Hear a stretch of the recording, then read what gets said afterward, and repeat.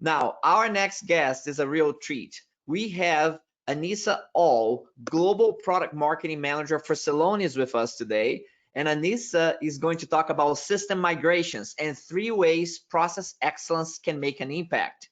So Anisa, thank you for being with us today. For those of you in the audience, Anisa is a global product marketing manager at Celonis, where she works to align the evolution of the core Celonis solutions with customer needs and challenges. Her focus areas include Celonis solution for system migration, along with Celonis automation, artificial intelligence engine, and action engine capabilities. Excited to have you with us, Anisa. Very much looking forward to your presentation. Thank you so much. I'm looking forward to speaking. So let me share my screen for a second. Okay. Yeah, so as Jose mentioned, my name is Anisa Aull, and I'm a Global Product Marketing Manager here at Celonis. And today I'm going to be talking a bit about system migrations and some of the ways that we've seen process excellence people really make an impact, and some of the considerations you all should know maybe as you embark on one of these really exciting but complex and daunting projects. So before I dive into the main content, I just wanted to give a little bit of background on Celonis to kind of level set about who we are and what we do and how we help companies more broadly before we talk specifics about system migration. So for those of you who are not familiar with Celonis, we are a high growth tech company, and we have about 1,000 employees, and we're headquartered in New York and Munich, Germany, but we have a presence around the world and customers in every corner of the globe. And we started out many years ago as a process mining company, really focused on that process transparency, so helping companies get that X-ray vision of their processes. And our customers saw, and obviously still see, immense value in this type of technology and this visibility into their processes. But what we started to realize is that we could actually help them do more. We could actually help them improve those processes, not just get insight into them or get visibility into them. So we started adding things like next best action recommendations, automations into our platform. And now we offer this complete operational solution with applications that are really purpose-built to help each role within the company actually know, sense, and act on their processes to drive overall better execution and actually improve the results of the organization at large. So we've actually helped some of the world's leading organizations, some of their logos are on the screen right now, achieve some really remarkable business impacts, and we'll get to a few examples later. And this success with customers, around the world has really led to widespread recognition as well from the analyst community. So we're widely considered the leader in the market. But really at the core of what we do and what we care about is our product and how we actually help companies achieve these value, how we actually help customers be successful.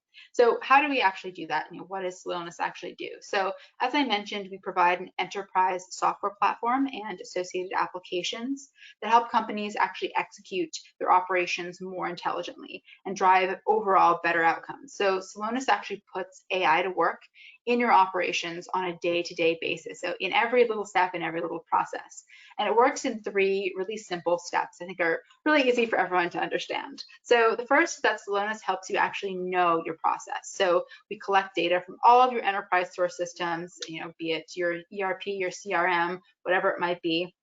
And we reconstruct the true as-is state of those processes. So we can see every single step of every last process in the organization and know exactly where things are working and where things are going wrong. Second, we're able to actually sense specific friction points in those processes that are preventing you from actually achieving your desired goals. So we use AI and knowledge from over 2,000 implementations of our technology to identify exactly what the root causes are that are preventing your organization from achieving a desired outcome. So maybe it's on-time delivery, working capital, customer satisfaction, whatever it might be. We can find those root causes, sense exactly when things are going wrong, and then actually help you do something about it. So the last step is act. So Celonis actually helps you remove those friction points from your processes, either by automatically taking intelligent actions directly in your source system. So we have a full automation capability that can actually act based on these insights, or by recommending next best actions to employees, so helping them direct those manual efforts to the right problems, to the right issues, to the right items of work. So if something can't be automated, we can still help kind of direct the organization towards better results. And Celonis actually comes through 400 pre-built applications. So based on those implementations, so you can really put Celonis to work really quickly in whatever process that you're focused on. But today, the topic of the day is actually system migrations. So let's just start by talking a bit about what they are and why they matter. So as you may all be familiar, a system migration is kind of an initiative where you're transforming the system landscape at the company and the associated processes with that system. So there are a lot of reasons why this happens. I know a lot of people end up migrating due to vendor requirements. So maybe if you're an SAP customer, you're about to switch to S/4HANA. Maybe there's some kind of M&A implication. That is the reason why a migration is being kicked off. So sometimes we have customers who have, they acquired a company and now they have 3 different instances of Salesforce. They need to figure out how they're going to get to a global instance. Or maybe you're switching providers, so you're replatforming or switching your vendor relationships, and now you have to move to a new technology. Or I think the most exciting one is obviously that you're just trying to transform your business. You're trying to make sure that the technology you're using every day is really supporting and driving forward the processes and the business models that you need for the future. And I think, what I really want to impress on everyone today is that you may think of these as IT projects, as, things that it's just IT moving things from one system to another. But actually, it's this huge opportunity to actually change process and improve process. And I think it's very underestimated, the impact that it can actually have on your business and on your overall processes. So why is this? Well, system migrations, as maybe some of you know, are rarely what we would call frictionless. They tend to have a lot of issues. And in fact, Gartner estimates that 60% of ERP migrations are perceived as having failed because they compromise the business in some way. So they don't actually support the needs of the processes or the users within the company, which is obviously a huge problem, and I think really stems from this outlook that this migration is just about the technology. It's not about the processes. It's not about the users, which I think opens up a huge opportunity for those people who are more process focused to really have an impact. But secondly, even if you and your IT folks are actually able to design something that is a perfect fit for your processes on paper, adoption can still be a huge hurdle for a lot of companies. And in fact, a poorly managed rollout can actually delay time to value by up to 70%. And what this is all really culminating in is that implementation costs are rising. So as these projects get more in demand, they become longer, they become more complicated. The costs continue to rise because more people are doing them, and they're more complicated and demanding. And this is because a lot of companies kind of plan for the migration to be frictionless. They plan for it to be this lovely linear process where we're going to do these phases and we're going to do this, we're going to check these boxes, get to go live, get to hypercare, it's going to be great. But actually, inevitably, friction usually creeps in. So things go wrong, and these friction points may delay or even prevent actual value realization. So actually achieving the value that you set out to achieve in investing in this tool in the first place. So maybe it's like you start your process and you realize that all your processes are very non-standard across teams or across regions. And so you're delayed trying to figure out how to harmonize everything. Or maybe you're iterating more on your process models than you thought you would have to. Or maybe users are discovering gaps during go live and hypercare that you didn't expect. Or maybe they're just very slow to adopt new changes and they're using workarounds, and that's creating delays. There are lots of things that can go wrong. But one thing that we've really found amongst our customers is that a lot of these friction points that occur during these transformation projects are really the result of legacy methods that are really commonly used in these types of projects. So for example, things like workshops, time studies, surveys, interviews, site visits. And obviously these are really important tools in any transformation toolkit, but they're also very subjective. So when you're interviewing someone, you're really relying on their opinions, their memory, the politics of the organization, maybe what they had for breakfast is influencing how they respond and how they self-report. And on top of that, they're also very costly. So a lot of times, you're paying a lot for consultants to lead these types of activities. And you're also taking a lot of time out of your subject matter expert's day to, sit in workshops, to participate in all of this. And at the end of that, after all that, expenditure, after all that effort, you really only have this one-time understanding of your process of what's going on. And I think we can all agree that documentation can become out of date so quickly, and especially in a really dynamic project like a system migration, it's really important to really know what's going on and have good information. So Celonis actually helps companies do this in a more effective and data-driven way. So we allow you to actually leverage user data coming directly from your IT systems, so that the information you have about your process is objective and based on facts. It's not based on people's ideas about what's going on or the opinions. And once you're using Celonis, you can actually really quickly answer new questions about your process. Map new variants, understand different aspects of what's going on. So it can really work for lots of different parts of the migration. And since all this data is kind of coming from a live connection to your operational systems, you always have that up-to-date information, and you can kind of continuously optimize as your migration evolves, as things progress. And these capabilities that I've kind of been talking about really help us address those three main friction points that I highlighted at the top of the presentation. So let's talk a little bit about each one of those. So the first thing that a lot of people are very concerned about when it comes to major migrations is the cost and scope. They're really worried that it's going to balloon out of control. It's going to be the project that never ends and gets a lot of people in trouble because of it. So these projects sometimes they have budgets of hundreds of millions, if not more. So it's really important to stick to budget and make sure that you're doing everything you can to keep everything in line. And there are many reasons why a project's cost and scope can get out of control. But one reason that we see a lot, and one thing that I think is particularly low-hanging fruit for anyone who is kind of undergoing this type of project, is an extension of this business process mapping phase. I kind of alluded to it earlier, but almost every migration or transformation project starts with trying to understand the status quo, map all of the variants in the organization, trying to figure out what's going on. And depending on the size of your company, this could take a year, could take more, and involve millions of dollars in consulting spend, weeks of productivity from your SMEs, your managers. But with Celonis, you're actually able to reduce this phase significantly. So we allow you to actually mine that documentation very quickly from user data. And then you can actually export or store those as you please. This not only kind of saves you a lot of time, but also helps you ensure quantitatively the coverage of your documentation. So you're not just guessing that you've completed documentation and that everything is accounted for. You actually know for sure, and you're able to say whether you want to document every single permutation of your process or maybe just a certain subset. Maybe you're looking to really capture those best practices, or maybe the most common ways people use your tool, or maybe you're looking to find areas to improve. So what are the low performing variants, and what do we need to do differently and better in our new system? And another really important note here is that if you're planning to do more of a greenfield approach to your migration, so sort of implementing net new, trying to have more of a clean slate in your new tool, it's still really important to understand the status quo.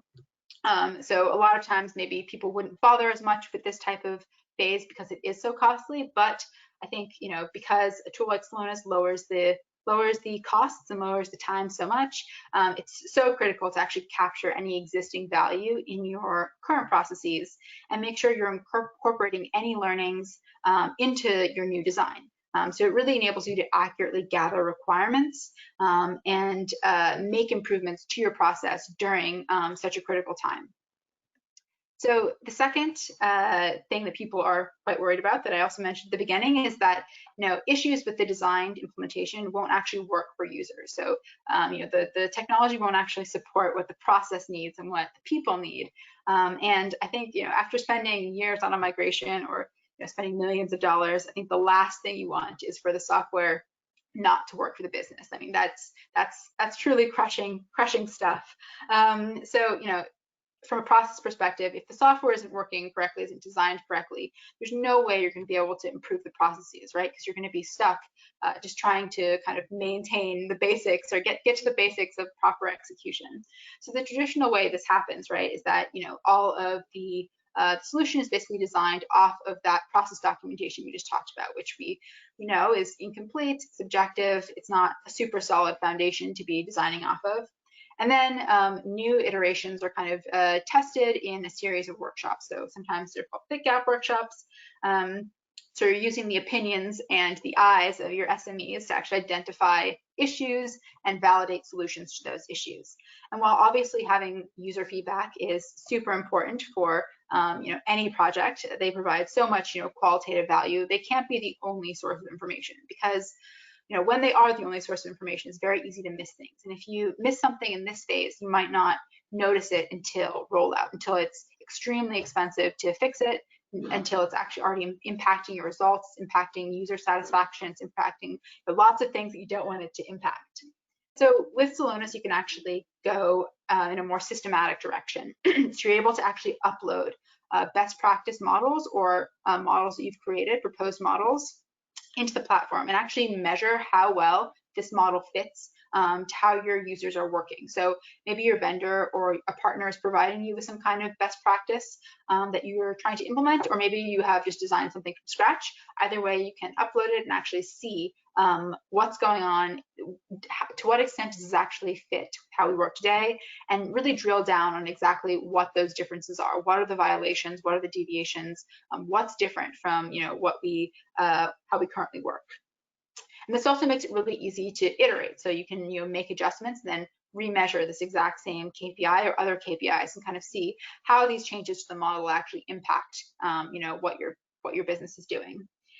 So this process, which, you know, normally would take months and, you know, be quite subjective, can now be done much shorter period of time with a lot more accuracy and a lot more kind of data-driven decision making that can really help guarantee that that solution is going to fit, and that you'll be able to really hit the ground running in improving processes in your new world. So the last thing I want to talk about is user adoption. So I think a lot of people, when they embark on, you know, any kind of initiative, they're always worried about change management, about, you know, users and people in the organization are going to be very resistant to change. And all of these lovely enhancements that we've made to the process, we've made to the solution, that we've made to our business are going to be for naught, because people are going to want to stick to their old ways. They're going to want to use workarounds, invent new ways to work inefficiently. And, you know, typically the way this might be handled is that users are given some training, maybe sent some firm emails about what they're supposed to be doing and not supposed to be doing, and then they're kind of left to do their jobs, left to adopt. And maybe the IT team is measuring adoption in terms of kind of system adoption. So are users active? Are certain processes happening in one system versus another system versus outside of a system? But this doesn't really capture, you know, how people are using the system, and doesn't really capture how they're actually operating from a process perspective. So are they executing the processes as they are intended to be? Are they doing things that are really putting, you know, different goals at risk? And one thing that, and, you know, this can really be problematic, because if your business value isn't achieved down the road, it might be hard to know why. It's like, you know, we designed this thing perfectly, people are using the new system, like where's what's going wrong? And one thing that Celonis really helps you do is actually measure adoption, not just of systems, but also of processes. So you can actually understand how people are actually executing on a daily basis with the process that's designed. And also you can sense when people are veering off course. So you can understand where the problematic kind of behaviors are coming in from the user's perspective. And not only are you able to actually drill in on what's wrong, but you can actually do something about it. I know I mentioned this kind of act area of our kind of methodology, and this is exactly where that comes in. You can actually implement these intelligent alerts, tasks, and automations to help course correct user behavior, to help them, really focus on, doing the right thing in the system, taking the right steps, focusing on the right work items so that they're following the process, they're using the new system, and they're doing everything as correctly as possible. And again, this is all about helping you understand the process itself. So not just the system, but also the process. And I think, another really important thing to add on about this is that this kind of opens up, a whole new world of opportunities for process improvement sort of beyond go live. So this kind of allows you to kick off this sort of cycle of continuous improvement where you always know the status of your process kind of in real time. And you can be constantly implementing changes, measuring how they're doing, and, seeing these enhancements really have an impact on KPIs. And this is, not just in the run up to go live or right after go live, but, ongoing. A lot of these migration projects, they're very long, very costly, they're a very big lift, and, value realization isn't just, a few months. It's really about, setting yourself up for a whole new way of working, for a whole new way of, operating your business, making sure that you have the tools to actually do that as accurately as possible. Great. So there are a lot of customers that we have that are, leveraging Celonis for system migrations. But one really great example is our customer Schlumberger. They are a leading oil and gas company, if you're not familiar. And a few years ago, they executed an immensely complex SAP migration. I think at the time it was the largest SAP migration on record. So quite a big lift for their entire team. And they had a few really awesome and interesting ways of using Celonis during their migration to help them be really successful. And the first has to do with the first thing I talked about was controlling those migration costs and scope. And one of the ways they did this was actually trying to improve their processes before the migration to enable a smoother and faster rollout. So we have this really fun analogy we like to use here at Celonis that, migrating your systems is like, moving houses. And, you wouldn't just pack up all the garbage in your attic and ship it over to your new house. You always go through this process before you move of going through all your belongings, sending things to charity, selling things, throwing things out, making sure that you're only taking the things you actually use, that, you only take the clothing that actually fits. Because you don't want to pay a mover to move it over. You don't want to, take up space in your new house. You don't want to pay for someone to store it. And I think it's kind of similar with a system migration, right? You don't want to take anything that you don't need, and anything extra might cause problems in the migration. And streamlining things ahead of time is, a huge help to actually ensuring success. Second thing I wanted to talk about in this example is on the user adoption side. So Schlumberger was also using Celonis kind of in the hypercare phase to actually monitor adoption, like I mentioned, kind of process-based adoption, so understanding how user behaviors were conforming to the intended process flows, and really getting that granular look at how things were going, not just from the system level, but also from the process level. And one really interesting thing that they did was actually kind of distributing this data to end users. So they really wanted it not to just be about, this is a tool that IT and process excellence are using to monitor you. It's really about empowering all the employees to understand how they're contributing to the overall goal, helping them kind of self-regulate and stay motivated during this long process of implementing a new set of systems. And this was really impactful for them. And the third thing is ongoing optimization. So they were also using it kind of on an ongoing basis to monitor their new system and really get into this mode of continuous improvement in the post-deployment phase. So not only continuing to enhance stability, but also delivering value. So they have a whole bunch of kind of line of business use cases where they're looking at their different processes and trying to improve the core outcomes of those different line of business processes in their new system to ensure they're getting as much value as possible. And overall, this was really impactful for them. So they were able to save about $40 million in migration costs and cut several months off their migration timeline, which is really huge for any company undergoing one of these really daunting and complex projects. And with that, I am going to pass it over to the Q&A. I'm excited to hear your questions. Very, very good, Anisa. Well done. Good, good overview and examples of large migrations and issues and opportunities. So I'm going to ask you to stop sharing your presentation momentarily. I All right. am I'm bringing my camera back on, and 1 second here. And the first question that we have, actually, there are a number of different questions, and I will summarize. The theme is that has to do with let's say an ERP implementation, or ERP is some sort of migration. I mean, that's a gigantic type of effort, and you did a good job comparing kind of the old and new styles. But how, for example, when it comes to process documentation, just to start there, there are questions about how do you actually mine the process documentation that exists? Is there a specific formats that this process documentation needs to exist on? And how do you go about mining process documentation and to get a better understanding of the process?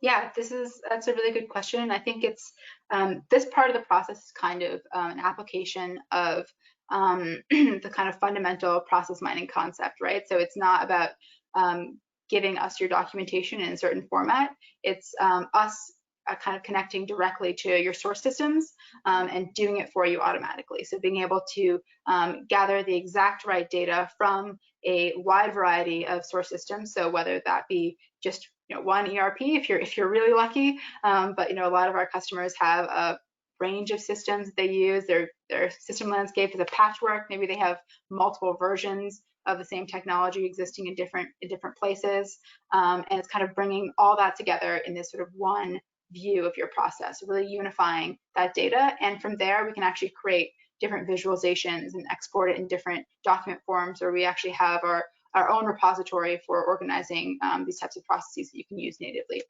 that's your jam. Okay, so let's say we have PDF files, you have Word documents, all sorts of things, that the formats that we can have process documentation. How does the system make sense out of all of that stuff? Not only the different formats, but of course the content itself. Is there a level of intelligence that's built onto this, or these are people behind the scenes that are helping the system make sense out of the process documentation? Tell us a little bit more about how that works. Yeah, so I guess the documentation itself, if that's what you're talking about, I think there are two sides to this. There's the first is the kind of automated process documentation, which I think is what I'm talking about, which is actually getting all the process data from your systems and making something out of it, process mining it essentially, and then exporting it to whatever format is, it makes sense for you. And then also storing. So for example, you mentioned PDFs. So if you have documentation that you want to keep in PDFs, you can also store that in Celonis with our kind of like live models or BPMN models and other kind of metadata about your processes. Does that answer the question? Yeah, I think you just mentioned, I think the gist of it. There was when you talk about documentation, some people interpret that as process documentation, not an automated process documentation, but a real key business process documentation. And I think that you just made the point there that clarifies a bit. You're looking at the automated portion of the documentation of the system. Yes. Yes, but this could also include getting information about how users are using kind of non-traditional source systems, so like Excel, browsers, that kind of thing. We can incorporate that data as well. So it's quite comprehensive, but yes, it is automated. I think that's one of the big value points, is that you don't have to sit there and map every little activity that's happening in your organization, which is it seems like an impossible task. This is much faster and more reliable. That's right. That's right. And we, as you know, in large system implementations and migrations, one of the biggest challenges is that you have so many critical business processes that are not clearly defined. They're somewhat undefined, or they're not standardized, and there are different interpretations about what's going on. And you alluded to that a bit. Unpack to us a little bit more about how process mining can help in environments like that, where there is not really a standardized process. There are different opinions about how the process is actually run. And so if you can unpack a bit more on how having, you know, a process mining engine, for a lack of a better word, helps with that. Yeah, that's a really good question. I think that is actually the perfect scenario to actually be using a tool like this. You know, if you had low complexity and no open questions, maybe it's you don't need this. But I think for most companies, it's exactly what you said. It's like there are so many different variations. There's so many different intersecting business processes. Everyone has their own opinion. I think I've talked to some of our customers who refer to it as like there are urban legends and myths about how different things work. And if you ask one person, they say one thing. If you ask another person, they say another thing, or there's regional variations.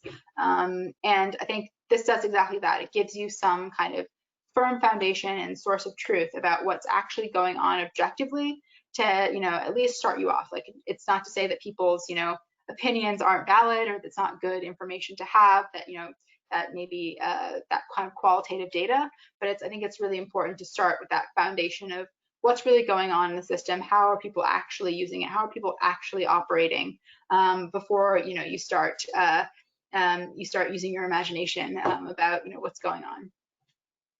Very good. So because that brings the point that so many things happen in the system when it comes to business processes, and there's a whole lot of things that they're not in any system. They happen outside of the systems, if you will. Communication flows, decision making that takes place, that is not in the system.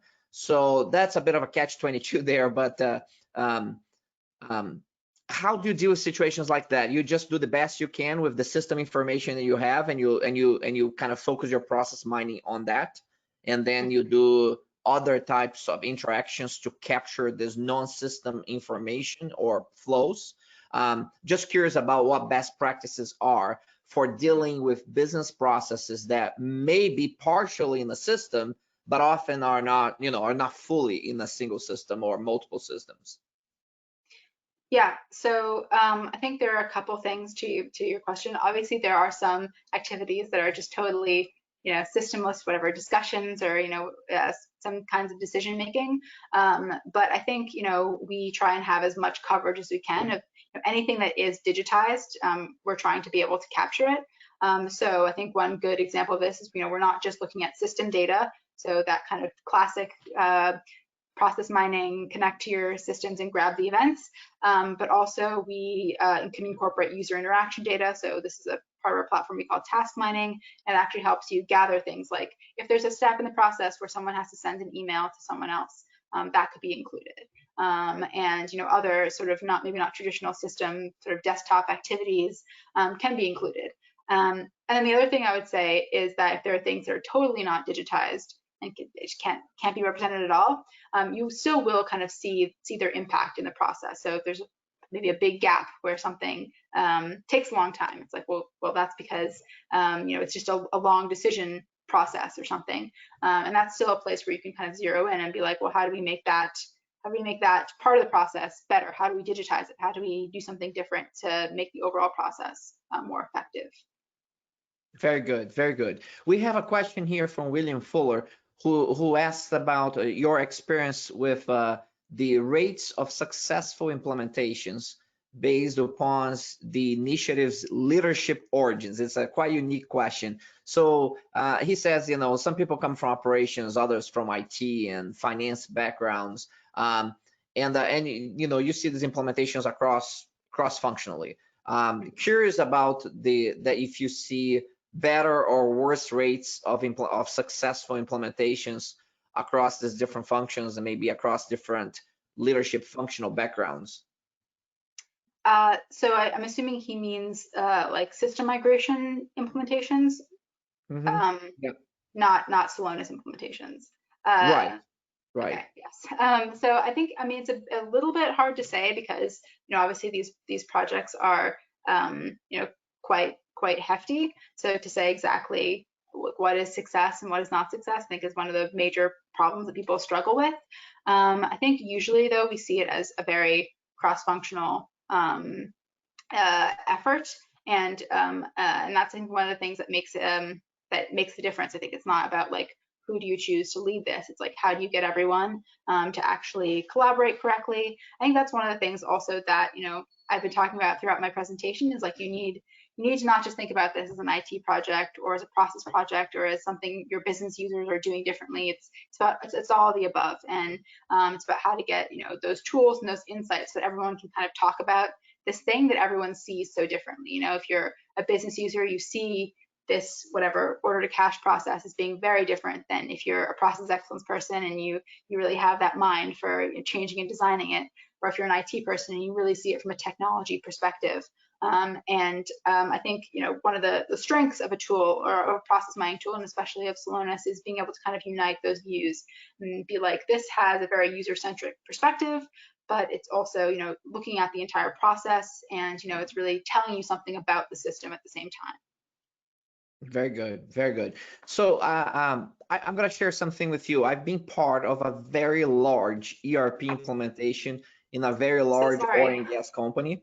And yeah, painful, I'm actually 15 years old, but I look like this as the result. But here's what's interesting about it. It's the hundreds of millions of dollars, literally, on that multi-year, right? And the ideal concept, of course, is that we have all those engineers using spreadsheets to do all sorts of things, and we have ERP systems and fragments of it. And then we're going to have this one system that's going to eliminate all the spreadsheets and all the things that we had before. You fast forward that hundreds of millions later, we have this really sophisticated AI-powered ERP system, and we have a whole bunch of Excel spreadsheets because people need to make sense out of that system now. And Yeah. I don't know. So the question is, there are different ways you can measure success and failure. I'm curious about where we are today in the state of technology today. If you're going to do a large ERP system implementation or migration, unpack to us how, and you did this in your presentation, but just give me again, just as a reminder, what are the major milestones based on the technology that's available today with process mining and other technologies? What are the major milestones for accelerating that implementation of a new ERP system, but also, of course, having greater success? And success will be shorter cycle times, better quality of information available for decision making in the business, right? And of course, cost is a big part of that as well. So instead of the old style that you mentioned in your presentation, where I get with the people and I try to understand what the key business processes are, and I have those discussions on whether or not the business processes fit the tool or the tool fits the business processes. So how do you do this better with process mining capabilities and the other tools that you have described to us?